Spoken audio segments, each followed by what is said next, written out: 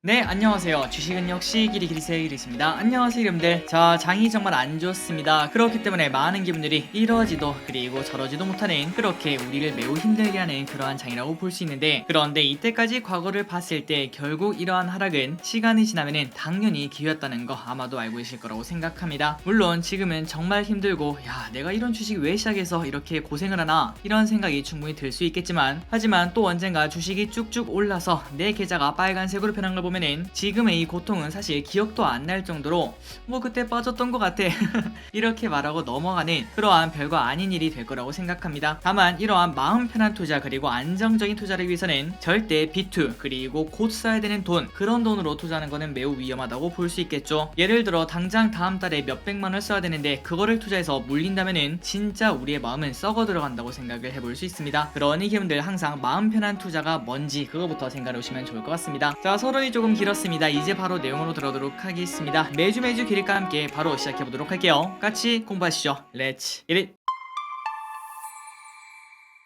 자, 이 영상은 매주 일요일마다 올라오는 영상입니다. 한 주의 정리라고 생각하시면 될 것 같아요. 바쁘신 직장인분들이나 혹은 주식 투자는 하고 있지만 매일매일 확인하지 못하시는 분들, 그런 분들에게 단 10분 만에 일주일간의 흐름을 알려주는 영상이라고 보시면 될 것 같습니다. 이번 주 코스피는 어떤 흐름이 나왔는지 바로 확인해 보도록 하겠습니다. 일단 바닥권까지 쭉 떨어졌다가 슬금슬금 올라오는 그런 흐름을 나타낸대요. 다만 목요일날 큰 하락을 하면서 살짝 불안불안한 그런 흐름을 나타냈지만, 목요일 또 양봉 그리고 금요일 또 양봉, 이틀 연속 크고 아름다운 양봉을 만들어내며 다시 한 번 더 21선까지 올라오는 걸 확인할 수 있습니다. 그리고 이제 다시 또 60일선을 눈앞에 두고 있는데, 과연 이번에는 뚫고 올라갈 수 있을지, 이게 진짜 중요하다고 볼 수 있겠죠. 만약에 여기서 60일선에서 맞고 떨어진다면은 그때부터는 또 추가 하락을 걱정할 수밖에 없을 것 같습니다. 어쨌든 이번 주에는 어느 정도 흐름이 나타나지 않을까, 이렇게 볼 수 있겠네요. 그리고 그 와중에 이 부분은 조금 좋다고 생각합니다. 삼성전자의 차트를 보면은 최근 3개월간 21선을 절대 뚫고 올라가지 못했는데, 그런데 이번에 20일선을 완벽하게 뚫고 올라가 그리고 60일선에 현재 부딪히는 걸 확인할 수 있죠. 그렇기 때문에 다음 주의 관건은 외국인이 돌아오는가, 그리고 플러스 외국인이 삼성전자를 사면서 60일선에 완벽하게 안착을 하는지, 여기에 앞으로의 코스피의 방향이 달려있다고 봐도 과언이 아닐 것 같습니다. 그리고 최근 들어 나스닥이 매우 급락하면서 코스닥도 그 영향을 피하지 못했습니다. 그래서 지속적으로 슬금슬금 올라가 950까지 올라왔던 코스닥이 831 여기까지 떨어진 걸 확인할 수 있었는데요. 하지만 이번 주에는 코스피와 비슷하게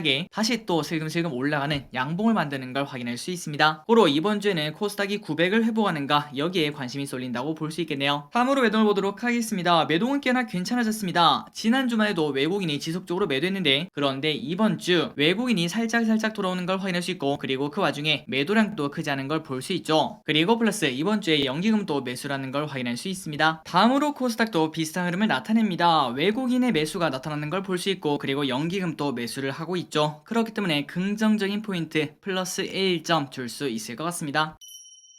다음으로 환율은 조금 잠잠해졌습니다. 1273원. 그리고 WTI는 지속적으로 고유가 시대를 만들고 있죠. 이러한 고유가 시대는 계속 지속될 거라고 생각해 볼 수 있습니다. 그리고 10년짜리 환율 차트를 보자면은 지금은 충분히 오버슈팅이라고 볼 수 있기 때문에 이제 얼마 지나지 않아서 환율은 다시 또 떨어질 거라고 볼 수 있고, 그리고 환율은 방향성을 가지기 때문에 여러분들이 지금 보시다시피 떨어졌다가 올라갔다가 떨어졌다가 올라갔다가 떨어졌다가 올라갔다가, 그 다음에는 짧게는 1년 그리고 길게는 2년 동안 앞으로는 하락할 가능성이 분명 존재한다고 볼 수 있겠죠. 그리고 그때는 이때까지 열심히 매도하던 외국인, 그 외국인이 아무리 못해도 최소한 10조 이상의 매수세를 보일 걸 예상을 해볼 수 있습니다. 그렇다면 대형주 위주로 또 좋은 흐름이 나타날 수 있겠죠. 그리고 금요일날 미국 시장을 보도록 하겠습니다. 자, 정말 다행이죠. 다우, 나스닥, S&P 500 전부 다 장중에 큰 폭으로 하락했는데요. 그때 기억에 나스닥은 장중에 마이너스 2% 넘게 하락했던 걸로 기억합니다. 그런데 정말 다행히도 마지막에는 보합권에서 마무리가 된 걸 볼 수 있는데, 그렇다면 미국 증시가 왜 이런 변동성을 보였는지 보도록 하겠습니다. 자, 미국 증시는 경기 침체 우려에 약세장을 눈앞에 두고 있다고 합니다. 뉴욕 증시가 경기 침체 우려 속에 흔들렸다고 한데요. S&P 500 지수는 장중 한때 고점 대비 20%나 하락하며 약세장에 진입을 했다고 합니다. 물론 참 막판에 우리가 봤다시피 낙폭을 줄이며 강보합으로 장을 마치긴 했지만 어쨌든 심장이 철렁했다고 볼 수 있겠죠. 그리고 그 와중에 센스 모리스 해리스의 조지볼 회장은 주가는 여전히 헐값이고 10년간 시장을 상승세로 몰고 갔던 심리는 부정적으로 변했다며 평균적인 약세장은 1년 정확하게 338일간 지속되는데 이번 하락장은 이제 100일 정도밖에 되지 않았기 때문에 이러한 데이터를 바탕으로 보자면 더 많은 하락 여지를 갖고 있을 거라고 진단을 한다고 합니다. 그러니까 최근 들어 이러한 약세를 점치는 그러한 기사가 많은 걸 확인할 수 있는데 어쨌든 그런 말처럼 여기서부터 증시는 더 하락한다 이렇게 말하는 걸 볼 수 있습니다. 다음으로 테슬라의 주가가 지금 현재 심상치 않습니다. 700달러까지 깨졌다고 하는데요. 머스크 성추행 의혹에 700슬라마저 무너졌다. 미국 전기차 업체 테슬라 주가가 700달러 아래로 떨어졌습니다. 일론 머스크 CEO의 성추행 의혹 때문에 그렇다고 한데요. 비즈니스 인사이더는 전날 머스크가 2016년 영국 런던으로 향하던 스페이스X 소속 전용기에서 여자 승무원의 다리를 더듬고 성적인 행위를 요구한 의혹을 사고 있다고 합니다. 물론 머스크는 이를 두고 전혀 사실이 아닙니다 이렇게 말했지만 이 같은 의혹은 안 그래도 장도 안 좋은데 테슬라의 주가를 떨어뜨리기에 충분한 의혹이었다고 생각을 해볼 수 있겠죠. 그래서 금요일날 테슬라의 주가는 장중 10% 넘게 하락한 바 있으며 마지막에는 조금 반등을 해서 마이너스 6%에서 마무리가 되었다고 합니다. 그러니까 벌써 테슬라도 고점 대비 반토막이 나는 걸 우리가 확인할 수 있습니다. 그런데 여기서 우리가 공포에 질렸다는 것을 한번 증거를 찾아보자면은 한때 서학기미분들 테슬라 진짜 많이 샀습니다. 그리고 1000달러 위에서도 진짜 많이 샀죠. 제 기억에 테슬라는 한때 1200달러가 넘기도 했었는데요.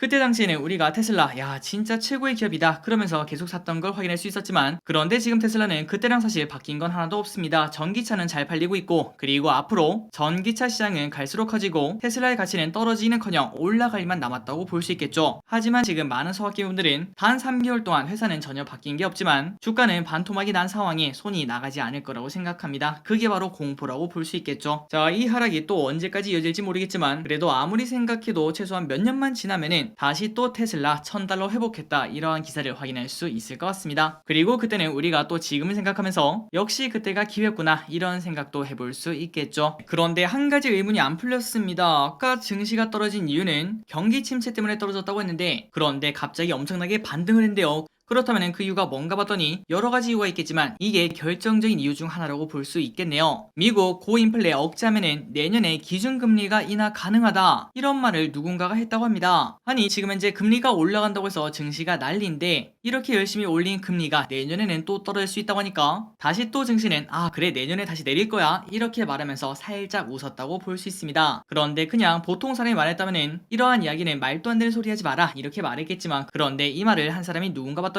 바로 대표적인 매파라고 볼 수 있겠죠. 블러드 총재가 이렇게 말을 했다고 합니다. 그러니까 증시가 조금 빠르게 반등했다고 볼 수 있겠죠. 미국 연방준비제도가 고공행진하는 인플레를 억제할 수만 있다면은 2023년에서 그리고 24년 이때 기준금리를 다시 인하할 수 있다고 제임스 블러드가 20일 밝혔다고 합니다. 그러니까 이 말이 증시에 조금 안도감을 줬다고 볼 수 있고 그에 앞서 블러드 연은 총재는 연준이 높은 인플레를 신속히 진정시키기 위해서는 연내로 기준금리 3.5%까지 올려야 된다 이러한 입장은 거듭 확인을 했다고 합니다. 그리고 다음으로 나스닥의 주봉을 보도록 하겠습니다. 최근 들어 많이 떨어지긴 했습니다. 벌써 7주째 음봉을 만들면서 하락하는 걸 우리가 볼 수 있고 아직까지는 야 떨어지는 칼날이구나 이런 생각을 해볼 수 있겠지만 그런데 우리가 항상 말했다시피 주봉 RSI 30 아래로 떨어지면은 그때는 결국 역사적으로 저점이었다는 걸 우리가 매년 확인할 수 있었죠. 2018년에도 확인할 수 있었고 그리고 2020년에도 확인할 수 있었고 그리고 올해는 아직까지는 물음표겠지만 과연 이번에는 어떻게 될지 한번 생각해 볼 필요가 있겠죠.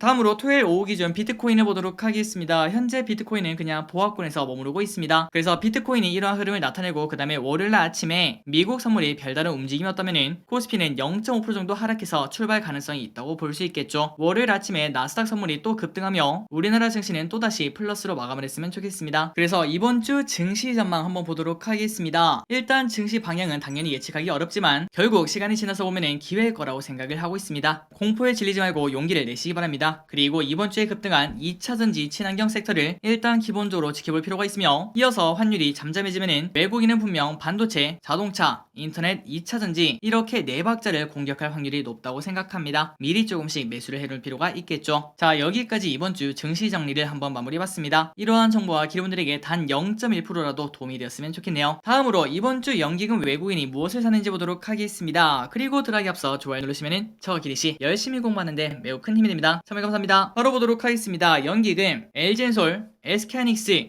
LG화학, 현대중공업, 일진머티리얼즈, 삼성전자, 현대차, 코스모신소재, 카카오페이 여기까지 큰 폭으로 매수하는 걸 확인할 수 있고요. 그리고 남은 것들은 기름분들이 일시정지에서 확인하시면 될 것 같습니다. 다음으로 외국인은 LNF, LG엔솔, 후성, 우리금융지주, 기아, 현대중공업, 포스코홀딩스, KTNG, DB하이텍 이러한 기업들을 많이 사는 걸 확인할 수 있고, 일단 진짜 큰 금액으로 사는 거는 2차전지에 몰려있다는 걸 확인할 수 있죠. 그렇기 때문에 이번 주에도 2차전지에 어떠한 수급이 쏠린지 이 부분을 우리가 확인을 해야겠죠. 다음으로 개인분들은 우리금융지주, LG전자, 고퍼스, 아모레퍼시픽, 현대중공업, 코스닥인버스, 삼성엔지니어링, 호텔신라, 타이거 원유선물인버스, 이마트, WTI, 코덱스, WTI 원유선물 인버스, 이러한 기업들과 고버스 인버스를 전부 다 몰빵하는 걸 확인할 수 있습니다. 다음입니다. 이번 주 주요 뉴스 한번 보도록 하겠습니다. 어떤 일이 있었나? 자, 이번 주에는 다사다난했다고 볼 수 있겠죠. 한번 보도록 할게요. 첫 번째, 월요일날 이러한 뉴스가 나왔죠. 중국 경제지표 충격에 상하이와 항생이 큰 폭으로 하락한 걸 확인할 수 있었습니다. 그래서 그때 우리도 나쁜 흐름을 나타냈다고 볼 수 있고, 그만큼 코로나 봉쇄 타격이 크다는 걸 확인할 수 있었습니다. 다음 뉴스입니다. 외인 비중이 금융위기 이후 최저까지 떨어졌다고 합니다. 물론 외국인이 우리나라를 진짜 안 좋게 보기 때문에 이만큼 판 거야 이렇게 말할 수 있겠지만, 그러나 이때까지 과거 데이터를 봤을 때 외국인의 매수도 지속적으로 쭉 매수하다가 쭉 팔다가 쭉 매수하다가 그런 흐름을 나타냈기 때문에 이제는 다시 채우지 않을까, 마침 환율도 떨어지지 않을까 이런 생각을 해볼 수 있습니다. 다음으로 화요일에는 이러한 소식이 나왔습니다. 또 터진 횡령, 아모레퍼시픽 직원들 30억 횡령. 그래서 안 그래도 화장품 분위기가 안 좋은데 아모레퍼시픽도 큰 폭으로 빠진 걸 확인할 수 있었습니다. 다음으로 수요일에는 긍정적인 소식이 나왔습니다. 중국 지도부가 디지털 경제를 지지한다. 그러니까 빅테크 압박을 조금은 완화시키겠다. 그러한 뉘앙스를 확인할 수 있었다고 하죠. 그래서 이때까지 크게 빠졌던 중국의 빅테크 관련주가 앞으로는 조금은 숨통이 풀리지 않을까 이런 생각해 볼 수 있습니다. 그리고 목요일날 좀 중요한 뉴스가 나왔죠. 유럽에서 러시아 에너지 의존 탈피를 위해서 신재생 에너지에 400조를 투입한다는 계획을 발표했습니다. 이 때문에 우리나라의 친환경에 관련된 그러한 기업들이 급등을 했었죠. 그리고 최근 들어 LNF가 엄청나게 급등하다가 결국은 코스닥 2위까지 올라왔다는 뉴스입니다. 최근 들어 2차전지가 진짜 강하다는 증거를 보여줬다고 볼 수 있겠죠. 그리고 금요일에는 이러한 소식이 나왔습니다. 바이든 방안에 한미 통화 스와프 관심, 여기에 관련된 좋은 소식이 나온다면 환율은 빠르게 잠잠해질 수 있을 것 같습니다. 그리고 중국에서 또 하나의 호주가 나왔는데요. 사실상 기준금리가 0.15%가 인하가 되었다고 합니다.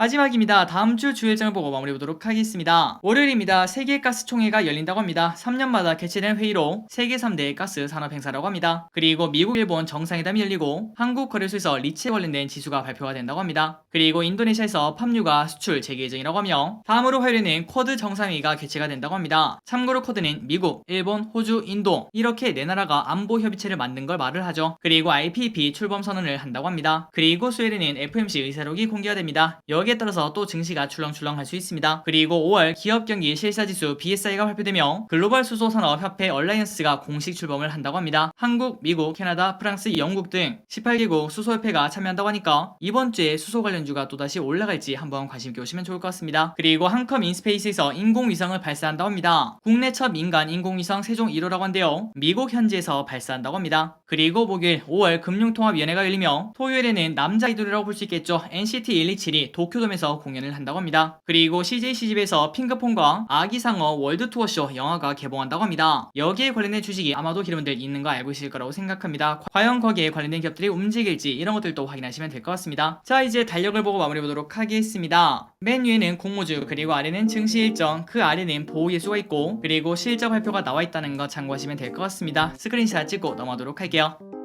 자, 오늘 공부 여기까지 끝났습니다. 일요일도 이렇게 같이 공부해주셔서 진심으로 감사합니다. 항상 이렇게 열심히 공부하신 분들 당연히 성공하실 거라고 생각해요. 지금까지 기리셨습니다. 빠이요.